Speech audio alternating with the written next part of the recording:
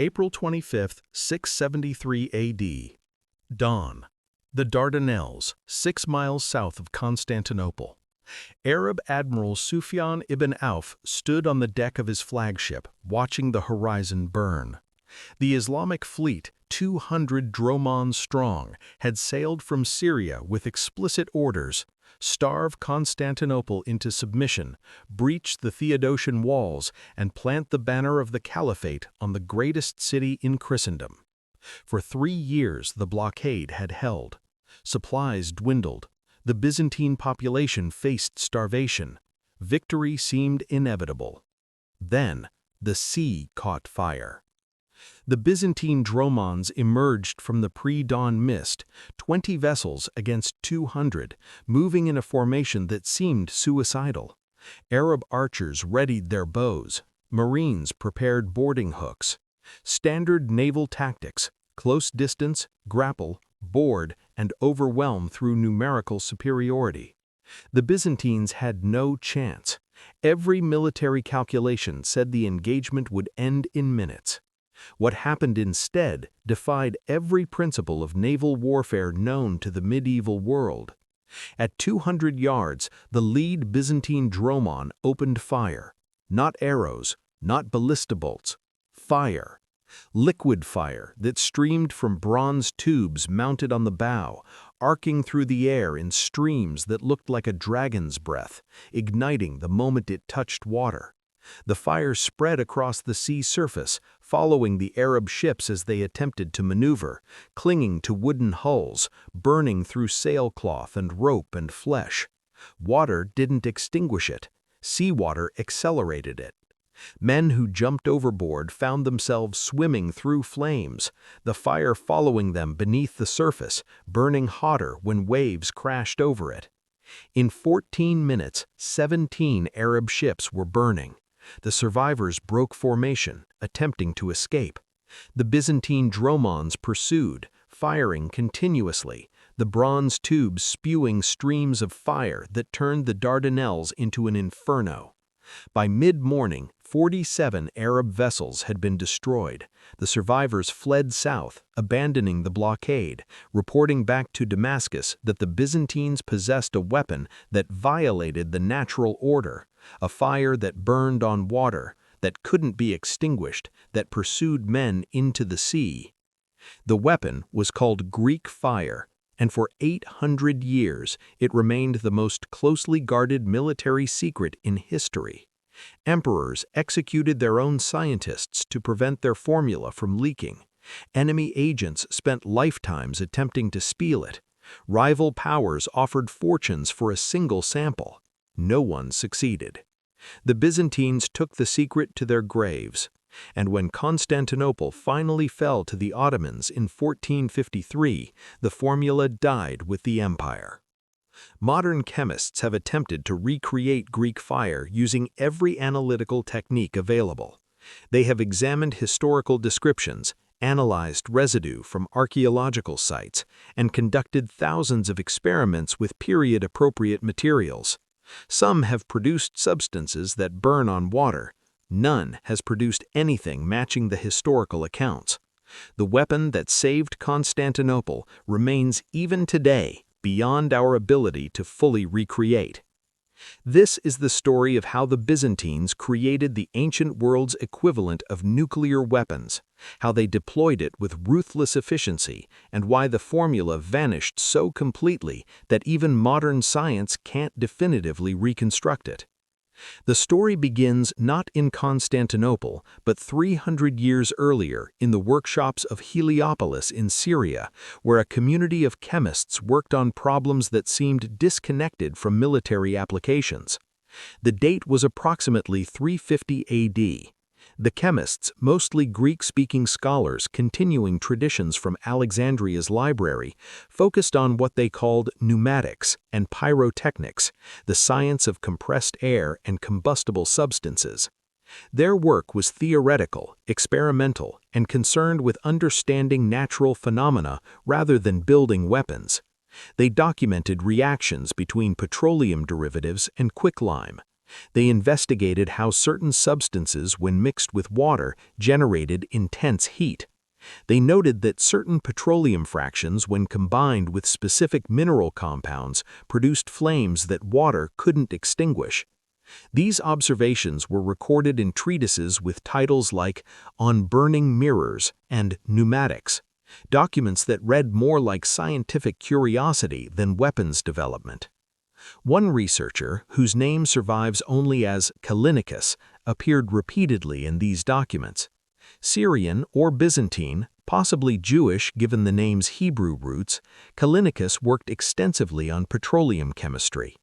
His notes described fractional distillation, the process of separating crude petroleum into components with different boiling points. He documented how lighter fractions burned cleanly, medium fractions produced thick smoke, and heavier fractions created flames that clung to surfaces. Most significantly, he noted that certain petroleum distillates, when mixed with specific additives, became self-igniting when exposed to water.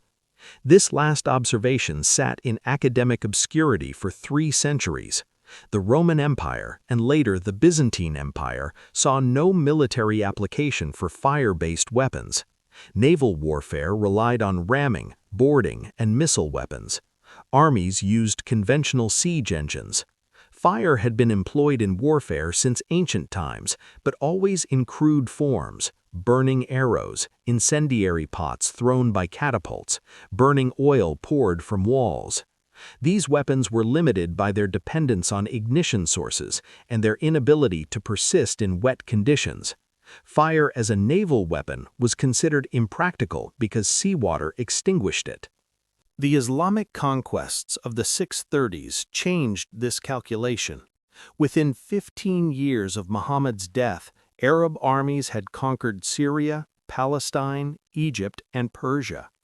The Byzantine Empire, which had dominated the Mediterranean for 600 years, suddenly faced an existential threat.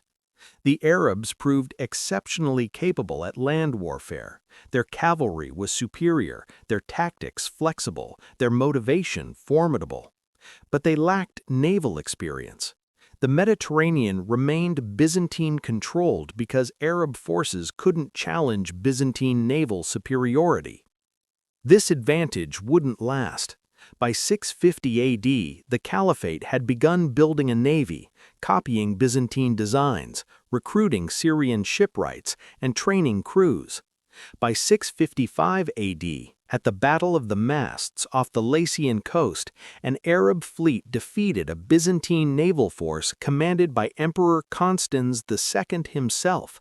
The emperor barely escaped with his life. The Mediterranean, the mare nostrum that had defined Roman power for 800 years, was contested. Constantinople, protected by its massive walls on land but vulnerable to naval blockade, faced starvation if Arab fleets controlled the sea approaches. Emperor Constantine IV, ascending to power in 668 AD, understood that conventional naval tactics wouldn't suffice. Byzantine dromons were well designed, their crews experienced, but they couldn't overcome numerical disadvantages.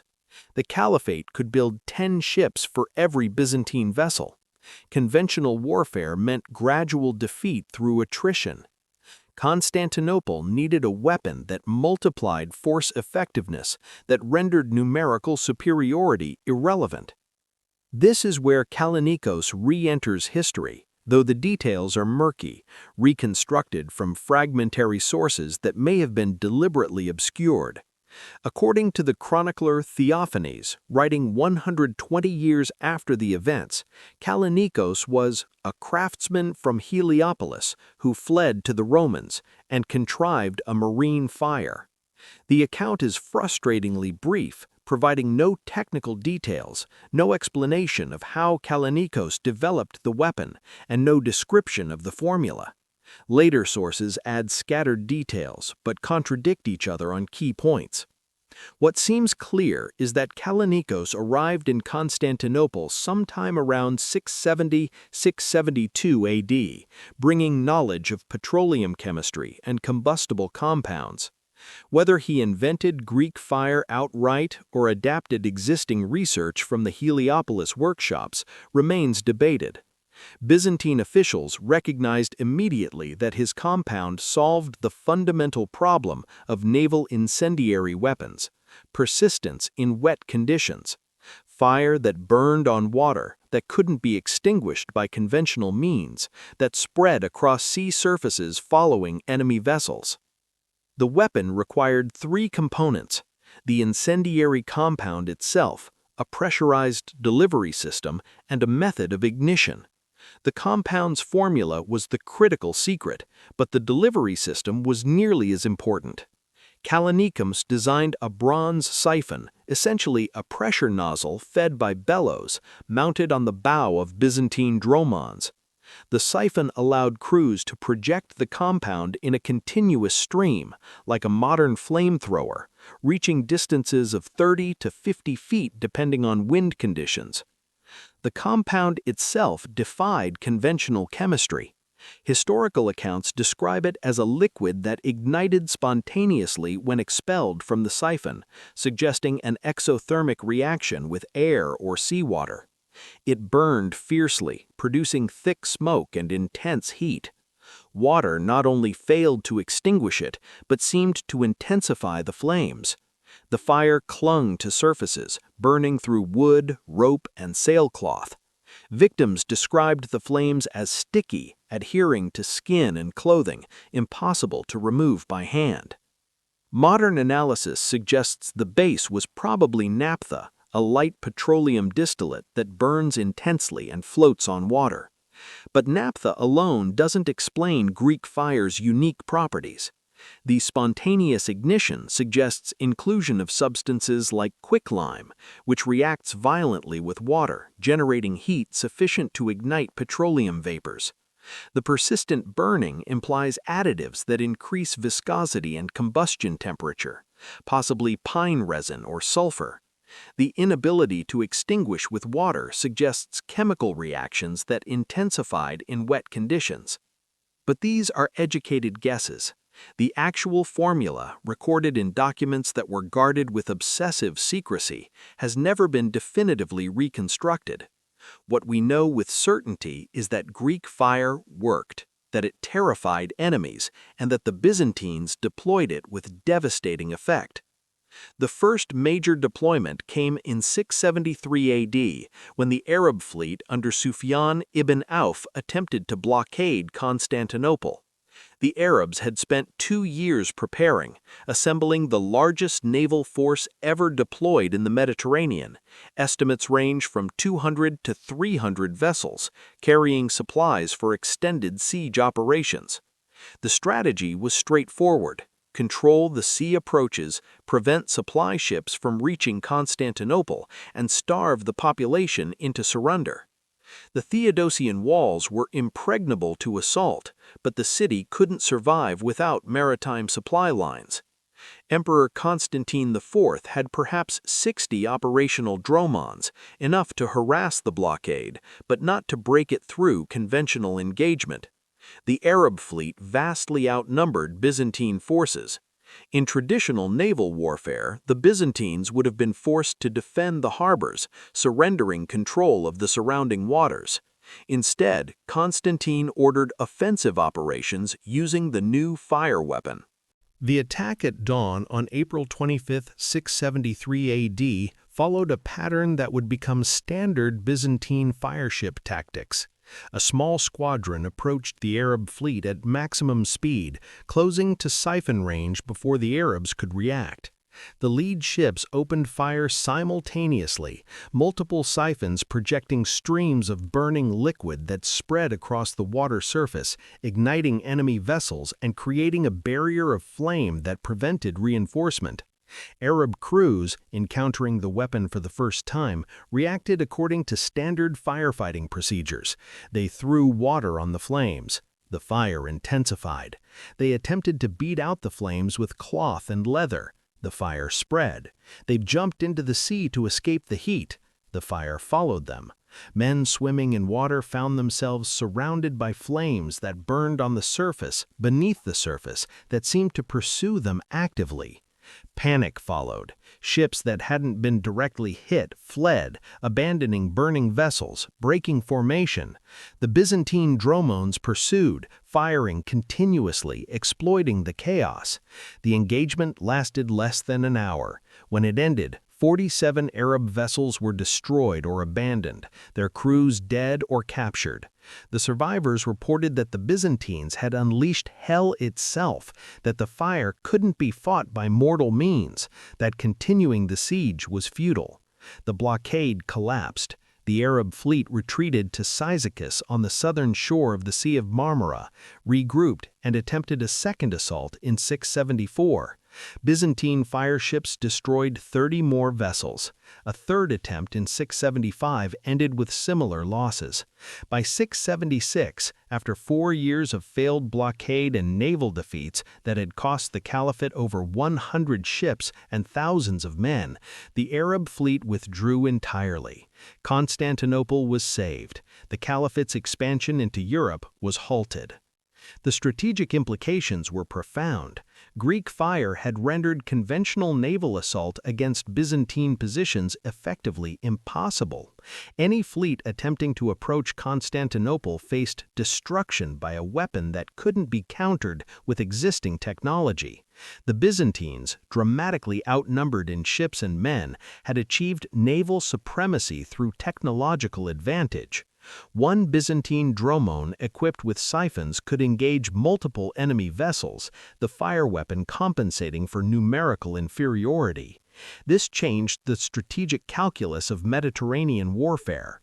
The Caliphate controlled vast territories and could raise enormous armies, but Constantinople remained unconquerable as long as the Byzantines held naval supremacy, and that supremacy rested entirely on Greek fire, a weapon whose formula was known to perhaps a dozen people, all sworn to secrecy under pain of death.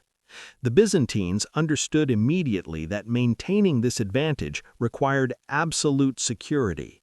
Emperor Constantine IV issued decrees disclosing the fire weapon's composition punishable by death, not just for the person who leaked it, but for their entire family. The formula was restricted to the imperial family and a small group of technicians called the fire makers, who manufactured the compound under armed guard in workshops located within the imperial palace complex. The fire makers worked in isolation, forbidden from leaving Constantinople, monitored constantly by the excubitors, the emperor's personal guard. They couldn't write down the formula. They couldn't discuss their work with anyone outside their group. They trained apprentices through direct demonstration, passing knowledge orally across generations. When firemakers died, their bodies were reportedly burned rather than buried, a practice suggesting the Byzantines feared that even corpses might somehow reveal chemical traces. The siphons themselves were manufactured by separate craftsmen who didn't know the compound's formula. The bronze tubes, the bellows systems, and the mounting brackets were all constructed by specialists who understood mechanics but not chemistry. Assembly of complete fire weapon systems occurred only aboard military vessels, under supervision by officials who reported directly to the emperor.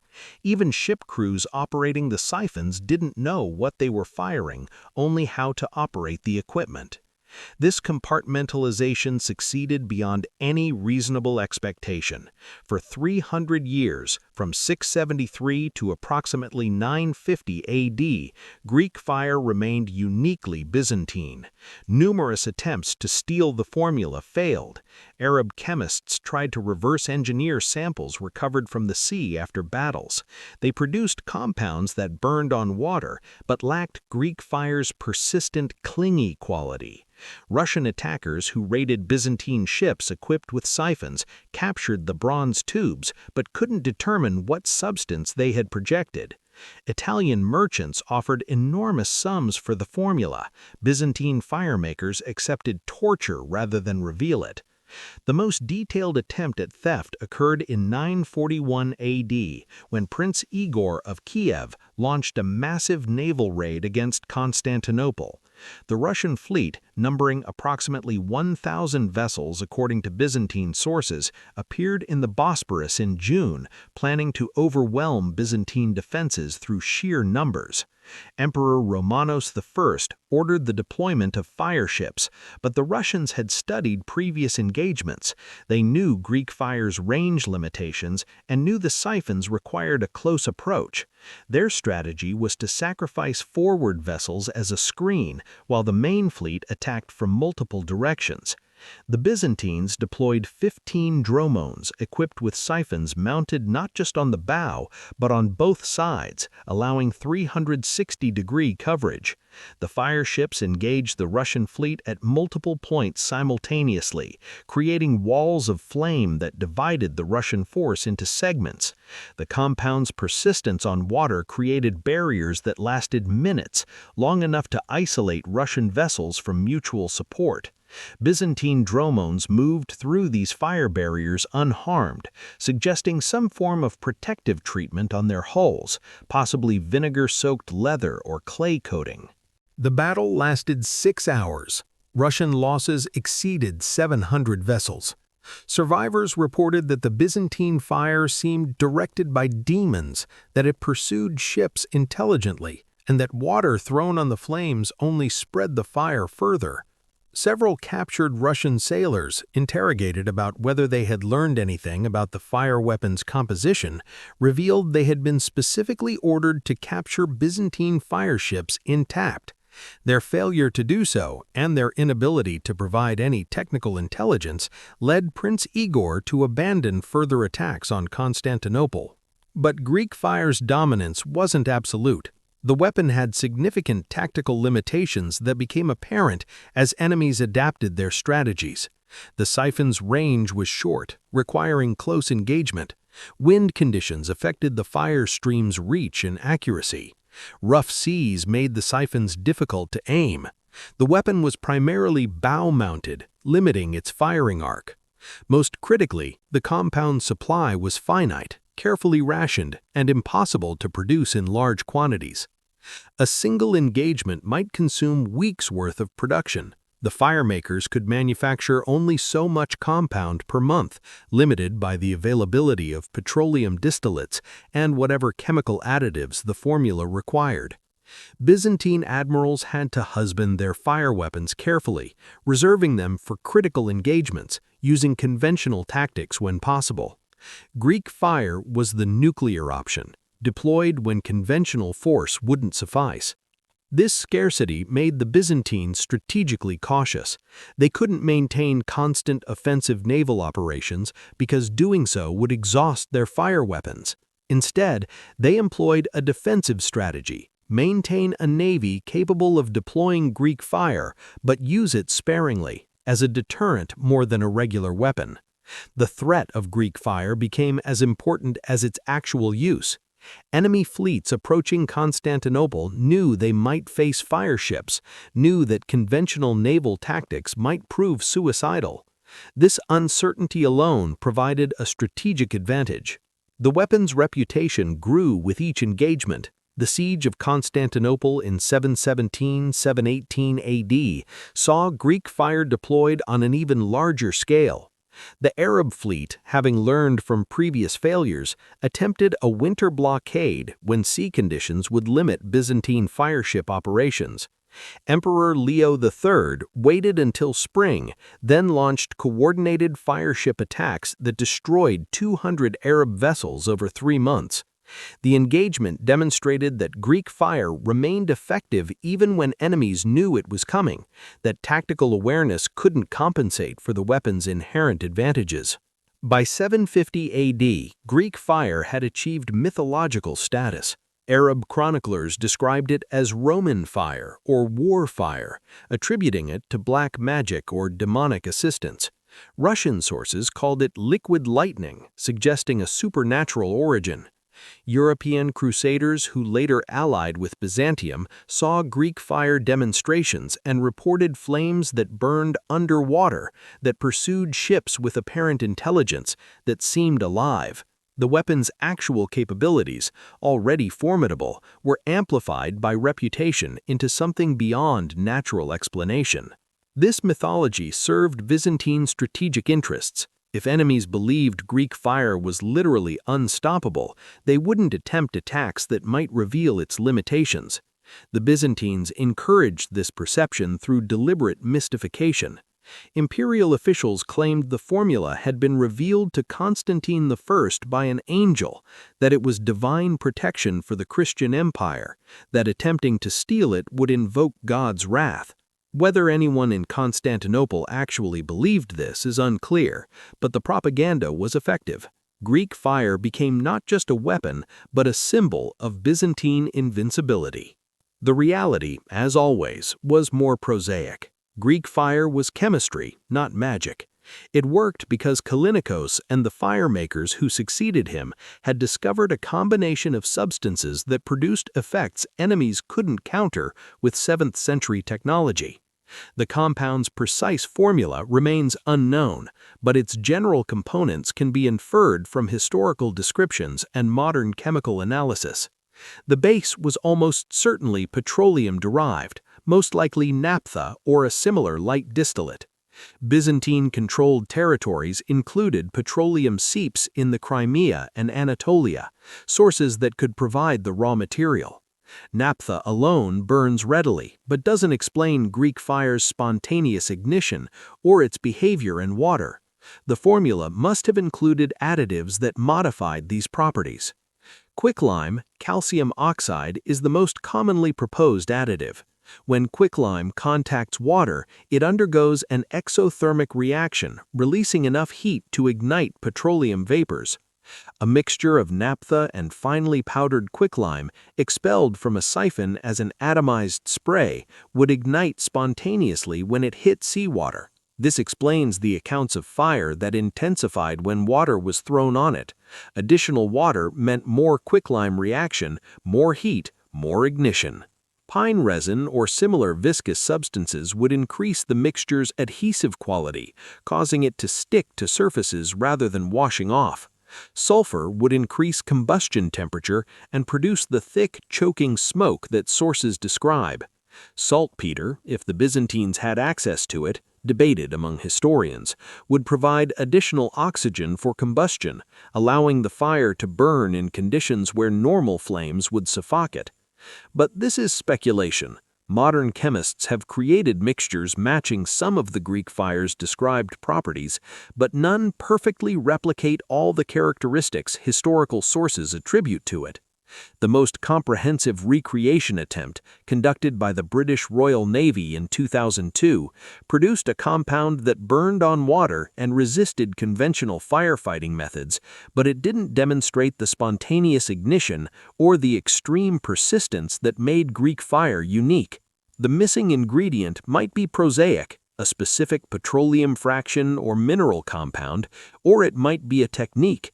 The method of mixing, the order of adding components, and the temperature at which synthesis occurred could all affect the final product's properties. These procedural details passed orally among firemakers, died with them. What we know with certainty is that by 950 AD, Greek fire's effectiveness was declining. Enemy navies had developed countermeasures, increased ship spacing to prevent fire spreading through fleets, vinegar-soaked leather screens that provided some protection, and tactics that engaged Byzantine dromons from multiple directions simultaneously to overwhelm individual fire ships. Most significantly, Byzantine production of the compound was declining. The petroleum sources were depleting. Alternative suppliers were in enemy-controlled territories, and the fire makers' guild was shrinking as the empire contracted. The Seljuk invasions of the 11th century severed Byzantine access to Anatolian petroleum sources. The Crimean sources remained accessible but couldn't meet demand. Production of Greek fire dropped from the steady supply of the 8th–9th centuries to sporadic batches manufactured only for critical engagements. The weapon that had saved Constantinople 3 times became a resource too precious to use, reserved for theoretical emergencies that never quite justified its deployment. The Fourth Crusade in 1204 marked the beginning of the end. When Venetian and French crusaders attacked Constantinople, Byzantine defenders attempted to use Greek fire from harbor installations. The weapon failed, either because the compound had degraded through long storage or because it had been diluted to stretch limited supplies. The Crusaders captured Constantinople, looted the imperial palace, and presumably gained access to whatever documentation existed about Greek fire. But if they found the formula, they couldn't replicate it. Venetian archives from the period make no mention of fire weapon technology, suggesting either that the formula was too complex to implement or that the critical documents had been destroyed. The Byzantine Empire in exile, established at Nicaea, retained some Greek fire production capability. Historical accounts from 1235 mention fire ships defending Nicaean territory against Latin attacks, but production was minimal, quality suspect. When Michael VIII Palaiologos recaptured Constantinople in 1261, re-establishing Byzantine control, he found the firemakers' workshops destroyed, the equipment scattered or stolen, the surviving firemakers elderly and unable to recreate the synthesis procedures they had learned as young apprentices. Attempts to revive production failed. The petroleum sources were inaccessible, the chemical knowledge scattered, and the organizational infrastructure destroyed. By 1300, Greek fire existed primarily as memory, occasionally mentioned in military treatises but no longer deployed operationally. The final recorded use occurred in 1453, during Constantinople's last stand against the Ottoman siege, when Byzantine defenders reportedly threw Greek fire pots from the walls. Whether this was actual Greek fire or a conventional incendiary compound mislabeled is unclear. The formula, by that point, had been lost for over a century. The Ottoman conquest scattered whatever remained of Byzantine chemical knowledge. Sultan Mehmed II, aware of Greek fire's reputation, ordered his officials to locate any surviving documentation. They found references, descriptions of effects, accounts of battles, but nothing resembling a formula. The workshops had been demolished during the siege. The firemakers were dead or had fled. The bronze siphons, a few of which survived, were melted down for their metal content. For 300 years afterwards, European and Ottoman chemists attempted to recreate Greek fire based on historical descriptions. None succeeded in producing a compound matching all the reported characteristics.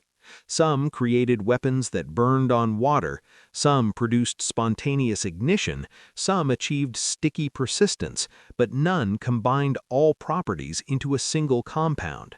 The secret had vanished as completely as if it had never existed.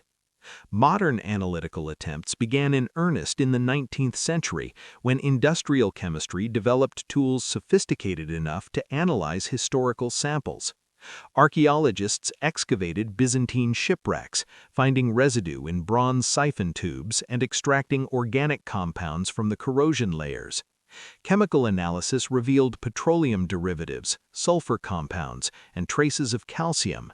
But the ratios were impossible to determine, the degradation over 800 years having altered molecular structures beyond reliable reconstruction. The most sophisticated analysis occurred in 1988, when researchers at Oxford examined residue from a 10th-century Byzantine dromon discovered in the Bosporus. Gas chromatography identified naphtha, pine resin, sulfur, and an unidentified organic compound that had degraded too completely for characterization. The calcium traces suggested quicklime, but the concentration seemed lower than expected. The researchers concluded that Greek fire's formula probably varied over time, that different firemakers used slightly different recipes, and that Greek fire might refer to a family of compounds rather than a single formula. This conclusion is probably correct but unsatisfactory. Greek fire occupies a unique position in military history. a weapon of tremendous strategic importance whose operation is documented extensively, but whose composition remains mysterious. We know it worked. We know it shaped Mediterranean warfare for 4 centuries. We know it saved Constantinople multiple times, but we can't definitively say what it was made from. The closest modern analog is napalm, the incendiary weapon developed during World War II. Napalm burns persistently, sticks to surfaces, resists water-based firefighting, and spreads terror among enemy forces. The parallels are striking, but napalm doesn't spontaneously ignite, doesn't intensify when exposed to water, and its composition is well documented. Greek fire was either more sophisticated than napalm or operated through mechanisms we don't fully understand. Some historians argue that Greek fire's reputation exceeded its reality, that Byzantine propaganda exaggerated its effects, and that enemy accounts were colored by fear and superstition. This skepticism is understandable but difficult to reconcile with the strategic record. Greek fire demonstrably turned battles. The siege of 673 ended in Byzantine victory, specifically because the fire weapon broke the Arab blockade. The 717 siege followed the same pattern. The Russian attack in 941 collapsed under a fireship assault. These weren't marginal victories where a minor advantage tipped the balance. These were decisive defeats inflicted by a weapon that enemies couldn't counter. The alternative explanation, that Greek fire was real, effective, and genuinely lost, requires accepting that advanced chemical knowledge can vanish completely. This seems implausible in an age of documented scientific progress, but it happened. The Byzantine Empire, shrinking under military pressure, losing territory and population, couldn't maintain the institutional infrastructure necessary to preserve specialized knowledge. The Firemakers Guild diminished through attrition and lack of apprentices. The oral transmission chain broke. The workshops were destroyed. The knowledge died with its practitioners. This wasn't unique to Greek fire. The Roman concrete recipe, which produced structures that have survived 2,000 years, was also lost and only partially reconstructed in modern times. Damascus steel, renowned for its strength and edge-holding ability, disappeared with the artisans who forged it. Medieval stained glass techniques, producing colors that modern chemistry struggles to match, vanished with the guild masters. Specialized knowledge, particularly when transmitted orally or through apprenticeship rather than written documentation, is fragile. When the chain of transmission breaks, reconstruction from fragmentary records is difficult or impossible. Greek fire represents the most militarily significant example of this phenomenon. For 800 years, Byzantine naval supremacy rested on a weapon whose formula was deliberately kept secret, whose manufacture was restricted to a small guild, whose knowledge was never systematically documented. The security measures that protected Greek fire from enemies also ensured its eventual loss. The Byzantines successfully prevented the formula from leaking, but they also prevented it from surviving. The irony is profound. The weapon that saved Constantinople from Arab conquest, that halted Islamic expansion into Europe, that preserved Greek and Roman learning through the early medieval period, vanished because its guardians were too successful at keeping it secret. If the Byzantines had documented the formula more thoroughly, if they had trained more fire makers, if they had established redundant production facilities, Greek fire might have survived the empire's collapse. But such measures would have increased the risk of the formula leaking to enemies. The Byzantines chose security over redundancy, accepting the long-term risk of knowledge loss to maintain short-term strategic advantage. That choice was rational given their circumstances. Byzantine emperors faced existential threats continuously from the 7th century onward. The Arab invasions, the Bulgarian wars, the Seljuk conquests, the Crusader attacks, and the Ottoman expansion all threatened to destroy the empire. Greek fire provided a technological edge that compensated for numerical and territorial disadvantages. Maintaining that edge required absolute secrecy. The emperors who ordered executions to prevent leaks, who restricted knowledge to tiny circles, who forbade documentation, were trying to preserve Byzantine survival. They succeeded for 800 years, longer than most empires have existed. But empires fall, and when they do, the knowledge they guard often falls with them. The Ottoman Empire inherited Byzantine territory, Byzantine architecture, and Byzantine administrative systems, but it didn't inherit Greek fire, because by 1453 the formula no longer existed to inherit. The weapon had already been lost, not through betrayal or conquest, but through institutional collapse and the breaking of oral transmission chains. Lieutenant Naoji Iwasa's midget submarine vanished in the Pacific. Ernst Schiebold's X-ray cannon sat scorched in its hangar. The formula for Greek fire disappeared completely, leaving only descriptions and effects. All three represent the same phenomenon: weapons that worked, that affected historical outcomes, but that couldn't be preserved or reconstructed. The difference is that the midget submarine and the X-ray cannon were documented. Engineers can rebuild them because blueprints exist, because the principles were written down, and because institutional memory preserved the knowledge even when the artifacts were destroyed. Greek fire had no blueprints. Its principles were deliberately obscured. The fire makers who knew the formula took it to their graves, fulfilling their oaths of secrecy even as they ensured the knowledge would die with them. Modern militaries study Greek fire not as a weapon system, it's too ancient, too impractical for contemporary warfare, but as a case study in operational security and knowledge management. The Byzantine model successfully prevented technological leakage to adversaries for 800 years, an unprecedented achievement. But it also guaranteed that when the institution collapsed, the technology vanished.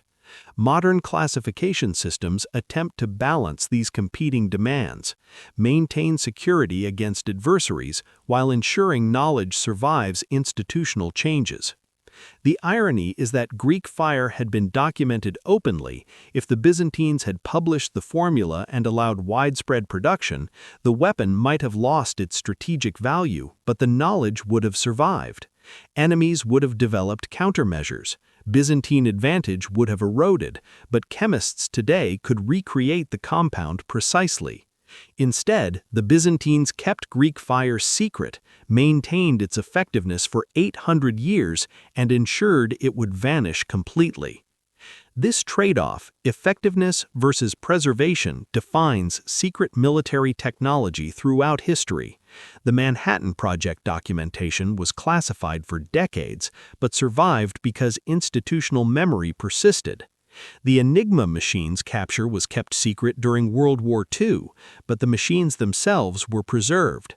Greek fire had no documentation or physical samples that survived in analyzable condition. It was the perfect secret, so perfect that even its creators couldn't reconstruct it when the institutional framework collapsed. In university chemistry departments today, Greek fire is occasionally assigned as an analytical challenge. Given historical descriptions and period-appropriate materials, design a compound matching the reported characteristics. Students produce dozens of formulas, all plausible, none definitively correct. The exercise demonstrates how difficult reverse engineering becomes when source documentation is absent, when effects are described without mechanisms, and synthesis procedures are not recorded. Which is precisely what the Byzantine emperors intended. They wanted a weapon enemies couldn't copy, a strategic advantage that couldn't be stolen or replicated. They succeeded beyond any reasonable expectation. Greek fire remained uniquely Byzantine for its entire operational lifetime. No enemy ever fielded a comparable weapon. The strategic advantage persisted for 800 years.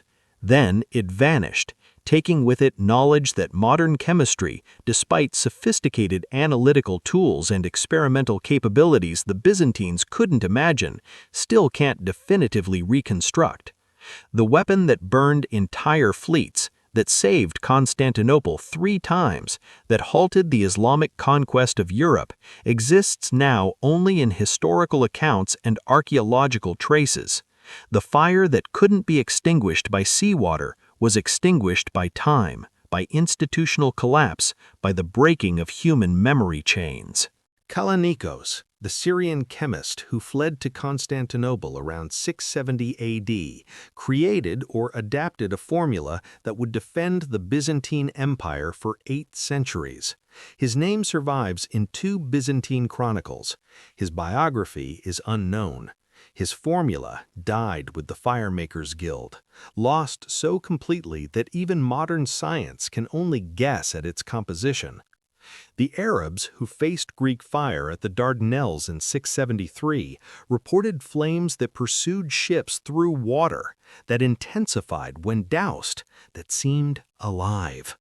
They were describing chemistry, not magic, but chemistry so sophisticated that 1,400 years later, we can't fully replicate it. The weapon existed, the weapon worked, the weapon vanished.